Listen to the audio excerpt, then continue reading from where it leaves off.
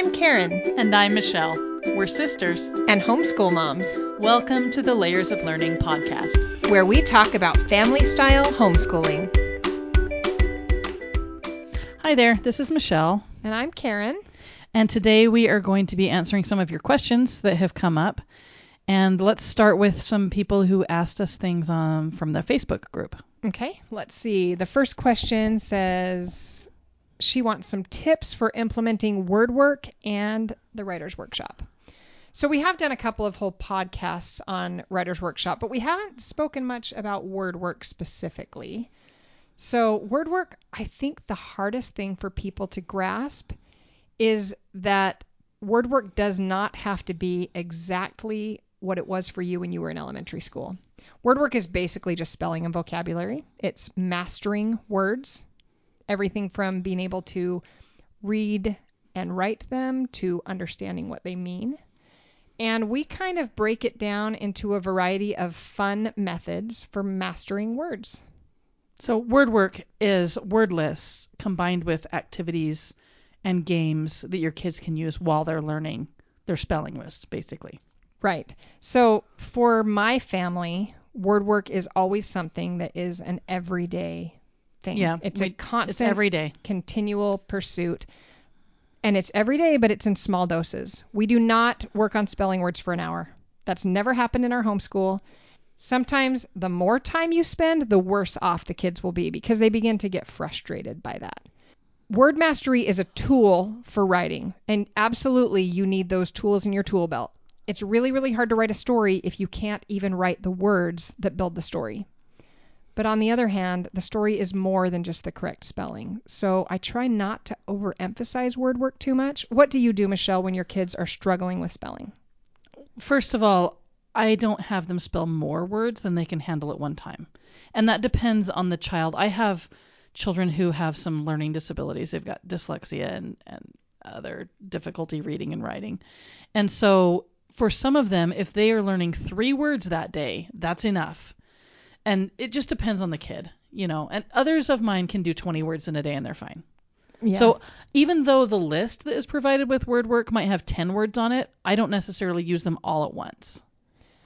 I'm the same. And often if my kids start out a word work list, at the beginning, I'll kind of evaluate and see, okay, how many of these do they actually already know? And if they know most of them on the list, then I say, yeah, they've mastered those, and we go on. Yeah, we do that too. So we it's don't a process. We don't practice words they already know. Yeah. And we also don't. In school, you got a list on Monday, and there was a test on Friday, and then you moved on. Mm-hmm. And the next week, that's not how we do it. We do it in more of a rotating way where we pick up new words and we drop off old words once we've learned them, and we just keep going. That's kind of how we do it too. And just because Friday hits, if they didn't know the word, that doesn't mean you should go on. Yeah, they still need to work on that word. We don't drop it off unless I decide, you know what, this word is just not going to work right now. Then I will drop it and we pick it up again in a few months. Yeah, that's really, really easy to do with word work because it's all supposed to be flexible. Essentially, you have a series of lists and then you have a series of activities. And the activities are multisensory. Some of them are written activities. Some of them are really active things like throwing bean bags and using hula hoops. The word work activities include lots of variety on purpose because for a lot of kids, they can master those rote memory things like the spelling of words a lot better if they're using the different parts of their bodies as they learn. Okay, what about the writer's workshop part of that question? Let's talk about a few tips for implementing writer's workshop. Again, like word work, you need to tailor it to your child. Yeah, absolutely. I mean, writer's workshop is being used for kids who are really little all the way up through high school. So it's clearly intended to be an outline. It's a huge brainstorm of ideas for you as, you know, the writing mentor to help your kids to grow as writers. But it's not supposed to be rigid and you must do this day and you must do this day. You want them to be continually growing and developing. So, for example, let's incorporate the word work and the writer's workshop. Once they've mastered a word, you should then expect them to spell the word correctly as they're writing. But if they haven't, yet mastered that word, I don't expect my kids to spell all of the words correctly. That they haven't mastered every word yet. That's one of the things I like about Writer's Workshop, and something that was a paradigm shift for me, is that most of our time in Writer's Workshop is actually spent on what you would call pre-writing activities, where the kids are just writing. Mm-hmm. And they're doing activities that help them spark ideas. And then towards the end of the unit, that's when we do the final writing project, when we actually go through the entire writing process and we do editing and they produce a final project where things do have to be spelled right. But again, they get some help from parents for the level that they're at. Right. It's very personalized. It's supposed to be the mentor helping the kiddo to grow. And that can only happen when you take the ideas and the framework of Writer's Workshop and you apply it really individually. So my best tip is to make it your own. Just make Writer's Workshop fit you, fit your kids. And same with word work. If you sit there and you think there's some magical list of spelling words that is the perfect order that you should teach words in, you're wrong. And if you think that there are a certain number of words that you should teach every week, you're wrong. You could teach huge lists of words and you still would not have learned all of the words by the time they graduate from high school. It's not even possible. And every spelling list I've ever seen is different. Like, there's just not a master list that people must learn in first grade, for example. But for sure, if you see a word that your kid is loving writing, that should be a word that gets added to their word work list. You know, if they are writing about unicorns, but they don't know how to spell unicorn, add it to the word work list. Let that be flexible. Let them learn what works for them. I always tell my kids that words are like the tools in their toolbox. They need to have them so that they can build greater and bigger things. If they're going to build a story, they have to have the tools to build the story. So you really think of it as a flexible and individualized plan when you're learning to write this way. Okay, let's go on to the next question. It says, I'd love some tips on creative ways to configure school time. My hubby is chronically ill, so I run the whole house, and I also help run his online business. The largest chunk of time I can ever manage is about 1.5 hours. We don't do a Monday through Friday schedule because they're in a nature program on Tuesday, Thursday. I'm currently feeling a little frustrated with creating a somewhat consistent schedule that fits everything in. That's tough. Yeah, that is a tough situation. You have a really different scenario depending on what the ages of your kids are. I'm not sure how old your kids are in that. I mean, for little ones, when my kids were really little, 1.5 hours of school is probably all that we did a lot of days, honestly. By the time my kids are in high school, I have them learning a lot more independently. And even if I can't be right with them, they're learning a lot on their own. So I might have 1.5 hours, but they are spending a lot more time. It's kind of that middle section that you're in the toughest spot where kids are still really relying on their parent being there all of the time, but you don't really have the time to be there consistently, it sounds like. So, Michelle, what do you do to help your kids be a little bit more independent in times like that? Well, first of all, if I was having to choose, like if I was having to pick what am I going to get to today, I probably would decide, okay, first of all, reading, writing, and math are the most important subjects. So I'd focus hardest on those. And then maybe I would pick, a day where, okay, we're always going to make sure we try to hit history on Fridays, for example. And you're just picking one extra subject to try to throw in on that day. So I would, pare my schedule down a little bit. Maybe that'd be the first thing. Yeah. But then to make kids more independent, first of all, they have to be reading on their own. If they're not, I would really focus on reading skills. Yeah.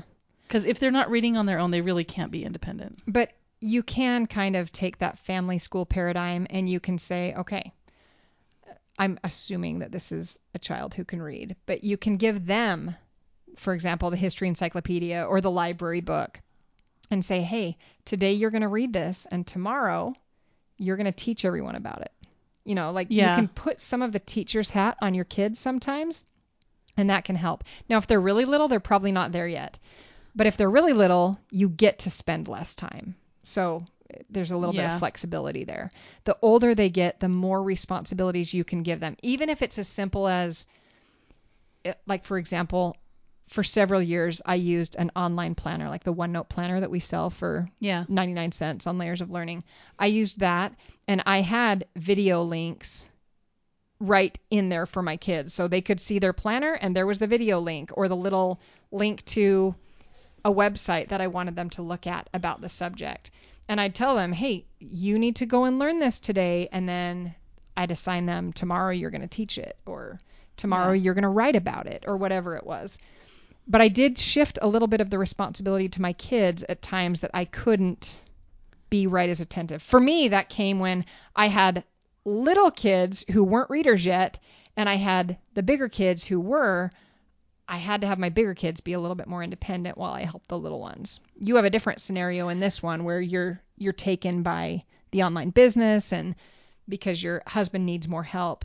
But whatever the reasons, you've got to figure out how to shift a little bit of the learning responsibility to your kids sometimes. And part of the question seems to me like she's frustrated with inconsistency. In other words, maybe every day she can't get to school at all, or maybe sometimes her time is in the morning and sometimes it's in the afternoon and sometimes it's in the evening. So in other words, it might be patchy. She might have 20 minutes here and half an hour there and an hour in the evening. And it can feel scattered. For that, I think the only thing that can really help is just a paradigm shift in your head, like realizing that it's okay to grab little chunks of time and just make sure that the kids, things are set up in your home so that you can immediately go and get started on school without having to pull things out, put things back. It needs to be an easy situation so that you can head right into school and right out of school.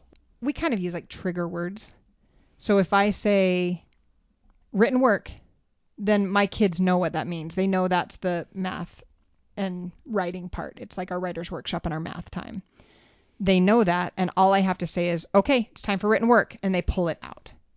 It doesn't matter if that happens in the morning or if it happens after lunch or if it happens in the evening before bedtime. They know what that means, and we're ready to go. Yeah. So if you can kind of conceptually divide your day into times where you go, okay, if we have 20 minutes, what is that time for? Maybe that's time for what I would call my morning meeting, but for you, it's happening while you fix dinner. That's totally okay to be fixing dinner and having a discussion about a piece of artwork. If you know, okay, this is maybe you're calling it gathering time. But if you kind of break down your day into parts and then you can flexibly arrange them when your time schedule fits, you can still actually get a lot in without one solid block of time. And you don't need the solid block. Often I find that I have to break our days down more. I'm like, okay, we need to break it up and take like playtime outside in the middle or, have a break. It's not a bad thing to have a broken up day if you have it organized so that it's not creating stress. Yeah. If it's not, then you're going, I'm not getting everything in, and you're stressing, and then all of the learning kind of falls apart. So a lot of this is probably rethinking how you approach how you're going to organize your day. You're not going to be able to have this solid block of time every day. And that's okay. Yeah. You just have to mentally reorganize it and then reorganize your materials so that you can grab this and grab that. And you really do have to think about things like, what can we accomplish when we're driving in the car? What can we accomplish while I'm fixing dinner? Those things are perfectly okay. That is learning time. It's just you have to select the right kinds of learning for the right things that are going on in your family. You're not going to do like the big hands-on project when you're in the car, but you might be able to do math facts, Yeah. Or even reading if you're listening to an audiobook, there's a lot of things that you could do. Well, and even things like a lot of the word work activities you can absolutely do in a quick few minutes without any problem and without many supplies. So certain things you can find that you can go, okay, we can accomplish that in a little window or in kind of those pockets of time that wouldn't be thought of school, but we're going to utilize them. Okay, let's go to the next question. It asks for tips on homeschooling with a toddler in the house. So she says, my kids are 13, 10, 8, and almost 2. That's a good spread. I've only homeschooled my oldest so far with a little one, so it wasn't so bad. This is our first year homeschooling all of the children at once, and I'm nervous. So when I have 6 children, but they were added one by one slowly to my homeschool, so I was sort of eased into it. But to be suddenly dumped with all of them at once, that's a little It can feel overwhelming. That can feel overwhelming. I think part of this is going to be just experience, practice. You're going to have a break-in period and give yourself a little grace, I think really often we picture in our minds a little bit too much. Like we see this picture of the perfect homeschool and what it will be like when all of the kids are actively engaged at every moment in perfect ways. And it never happens that way. If somebody tells you it does, they're lying. It doesn't happen that way. Perfection's overrated. You don't need it. I think it's okay that learning is a little bit messy, that things are sometimes a little bit loud when you're doing a whole family style school. I do think, though, that Layers of Learning does help with that. Because when all the kids are learning about the same overall topic, you do get to share in a lot of the learning together instead of being pulled right too many directions. It's much harder to teach 4 different lessons at once than is to teach one lesson to 4 children. Right. And even where you're talking about the little one, I have been amazed at how much my toddlers, for example, got involved in things that they never would have gotten involved in our homeschool. They'll color or do the art project, or they wanted to be involved because their big siblings were. And they got off course and they made messes and they, climbed bookshelves and things. Sometimes they're distracting. That's true. Distracting and a little destructive. Yeah.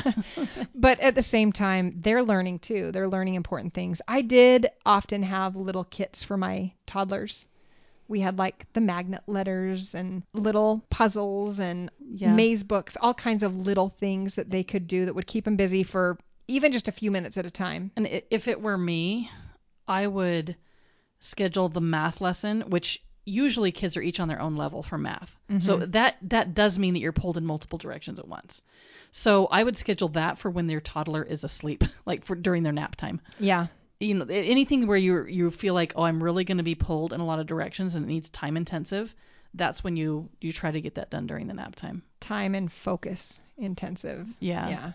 Naps are good. But one thing that I would say is that while you're never going to reach perfection and while there's going to be a certain level of chaos, especially with a toddler in the house, you still can train your children. And I would spend the first week to a month of your homeschool training your children of what your expectations for behavior. Now, with the toddler, that's not really going to work. But your older children need to be trained that if mom has to go and get baby a drink, then what do they do during that time? Do they wander off and get distracted, or do they keep working? You have to train them in their behavior. Like one of the simple things that I've trained my kids to do, I trained them when they were tiny and they're still doing it, now that they're bigger. If they don't know how to do a math problem, they skip it and they leave space and they go on. If they don't know how to do 6 math problems in a row, then they leave space for those 6 math problems and they go on. When I come to them, we go through them and I help teach them that. But they don't stop and they don't wait for me. They go on because we have to get all of it done. And if everybody was always waiting for me, we wouldn't get anything accomplished. So instead, they've learned how to structure even their paper so that they have it numbered, they leave the little blank area, and then they go on to a problem that they know. Yeah, and something as simple as that helps. Everybody's needs, even for things like the rules at your homeschool, are going to be slightly different. Mm-hmm. So spend that first month of your homeschool figuring out, okay, what do we need to do? What do our patterns, our behaviors need to be to make this smooth or smoother, right? Yeah. And then work on making that happen. So when my kids were those ages, we actually did a thing where I would set a timer for 20 to 30 minutes. And that was that kid's individualized time for me to help them with their toughest work, whether that was often the math lesson. If they were learning to read, that was the time that I sat and practiced, the phonics lesson with them and practiced reading. Whatever they needed most at that time, they had that uninterrupted time. And we even did it so that when I had toddlers, there was an older child who was watching the toddler for the 20 minutes or things like that, where mom's not going to be interrupted because I really need this 20 minutes. And then we'd take a break and do something together, and then I'd have 20 minutes with another kid. But we just take it in little bits like that so that we could get a lot done when it was totally one-on-one in 20 minutes. You can accomplish so much. And the big kids can help with the little kids too. That's actually also a really powerful lesson when they learn to take some responsibility for the little ones. And it's important to train them when you want them to do that and when you want them to stay focused on their math. You know, so all of this is training and learning behaviors and patterns. And some of it is trial and error. You have to figure out what's working in your home and family. And just as soon as you figure it out, the kids age up, a new school year comes around, and you have to make all the changes. Yeah. For years, I thought someday I'm going to have it perfect. I'm going to get this right. It's going to be the perfect schedule. And at the beginning of every year, I'm positive I've got it this time. It's the perfect schedule. A month in, it's not perfect. There is no perfect. You just keep growing. As soon as you figure things out, your kids grow, and you keep on evolving. But that actually is better than perfect because everybody's changing and growing. Okay, the next question we got. Oh, we get asked this quite often, actually. So I think this is a good one, Michelle. This mom is wondering about the different resources, specifically like the encyclopedias that we recommend. Like, what's the difference between Usborne and Kingfisher and DK? Which one should she get and why, I guess? So what are the differences? Okay, so Kingfisher, Usborne, and DK are 3 publishers that do a lot of encyclopedias. So like they have a science encyclopedia, a history encyclopedia. There's art books and geography, like atlases and stuff. All of those publishers. And they all coordinate really, really well with the Layers of Learning program. They do. So really, honestly, any of them are fine. If you already own one, stick with it. Yeah. Yeah. I would say if you're wondering, like you don't own any of them, Usborne and DK both tend to be more friendly for the younger crowd.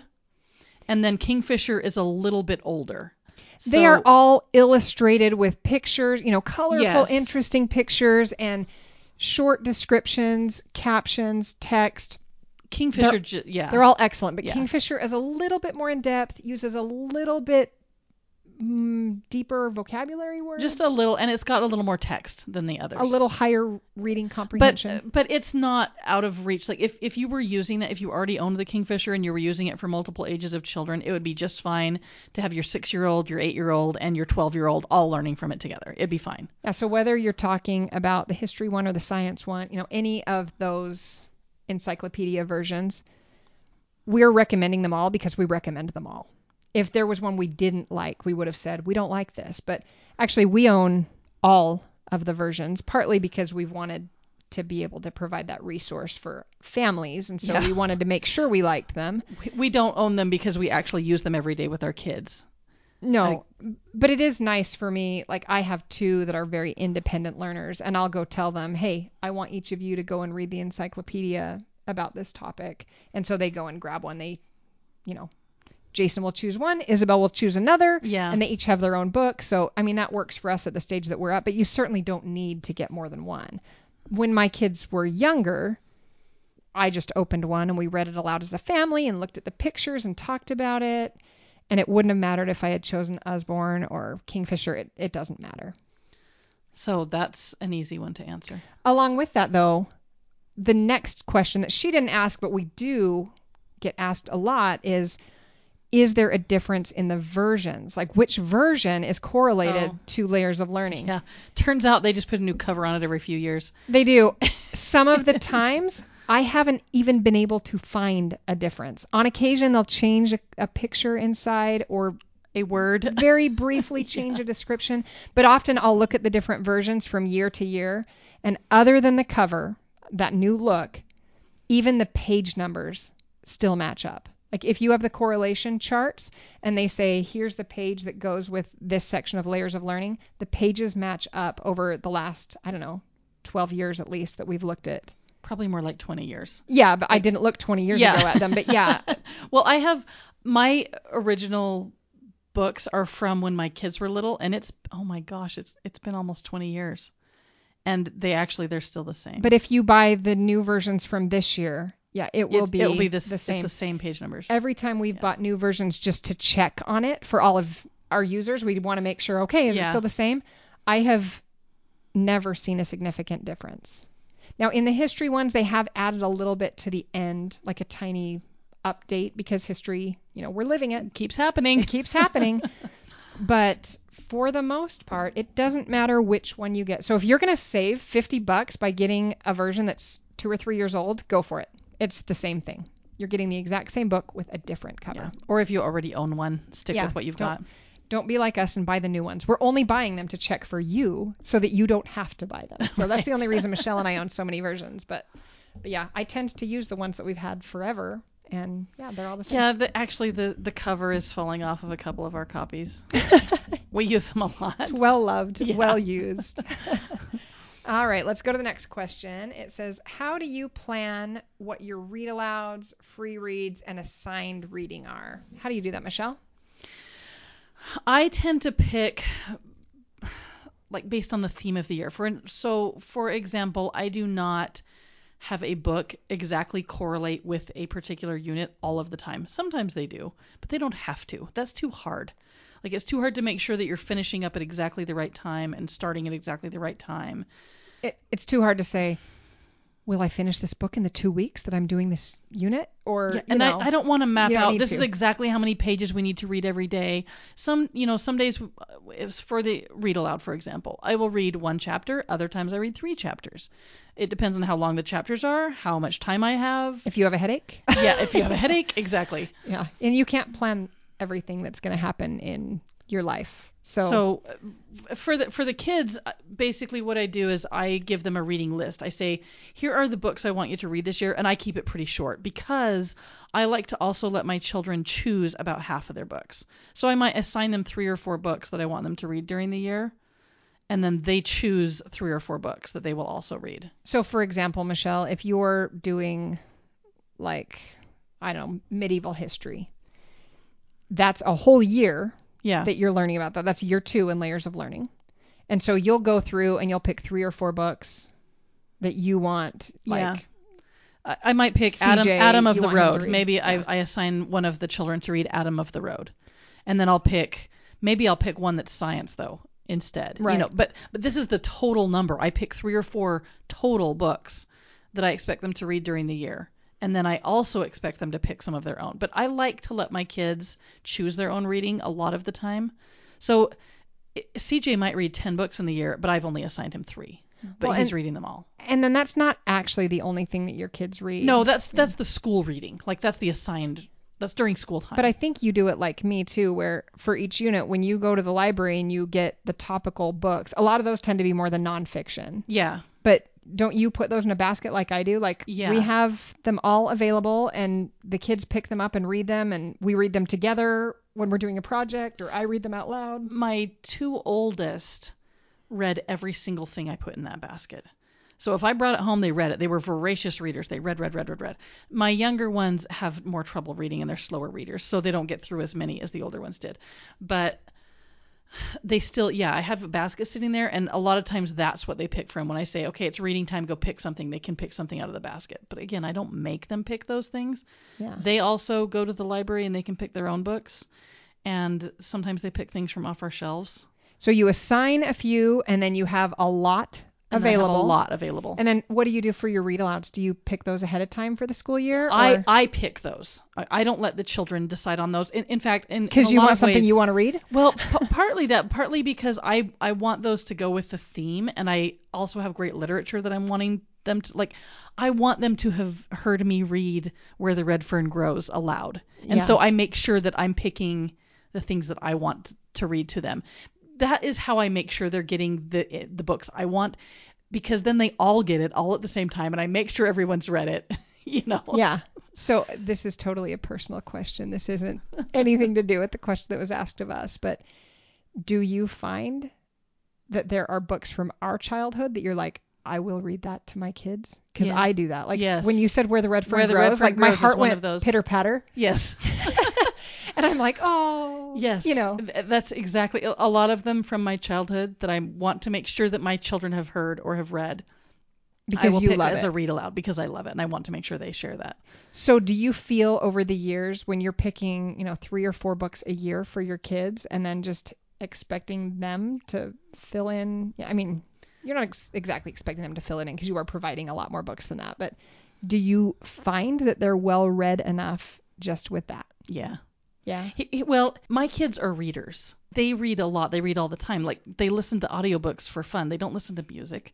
Like, we're weird. Okay. But anyway, so my kids, I find that they're really well read, and I have learned that it doesn't matter which books you read. It just matters that you're reading, because there are millions upon millions of books out there, and there's no way anyone can ever get through them all, and they all have something of value. So who am I to say that this one is the one you have to read? My view is that I want them to learn to love information, to learn to love learning, to learn to love reading. That is far more important to me than that they read a particular book. So you just have the mentality that we're always going to read because we're readers, and then it kind of takes off from there. My 19-year-old son is a river guide down in Riggins. So he's a rafting guide. Okay. Yeah. That's what he's doing this summer for his job. He came home one week in the middle of the summer, and part of the reason that he needed to come home is because he needed to restock his books. He ran out. Riggins is a tiny little town, and they don't have much in the way of a library, and there's no bookstores. It's a tiny town. It exists for the rafting. So he had to come to the family library. He had to come to the family library, and he's browsing the shelves, and I had bought all these books in the interim, and so he's like, ooh, I haven't read this version of Sun Tzu, and like he's grabbing.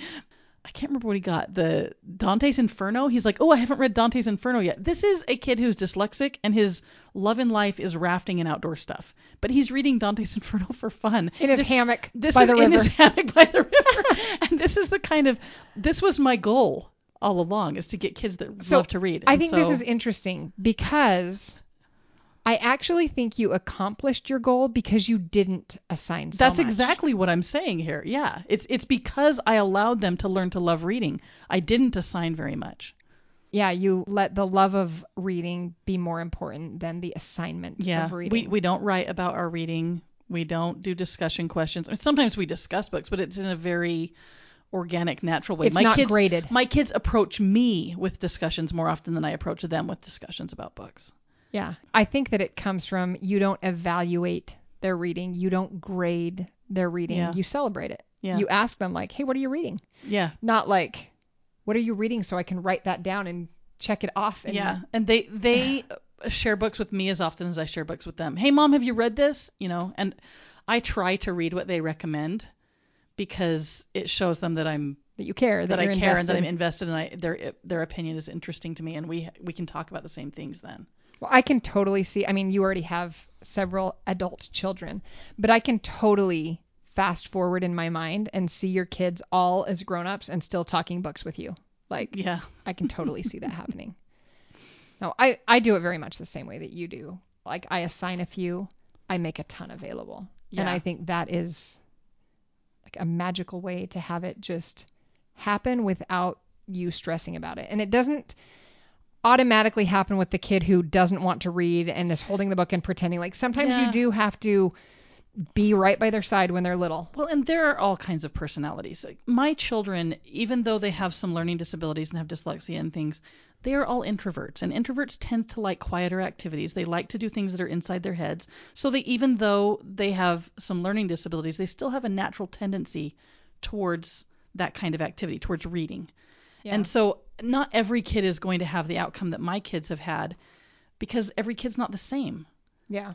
So even if you did the exact same things I have done, that doesn't necessarily mean that your kids are going to go read Dante's Inferno for fun by the river. Yeah. Well, my oldest daughter, I would say that she's probably my easiest one. Like, she was my easiest one to teach how to read.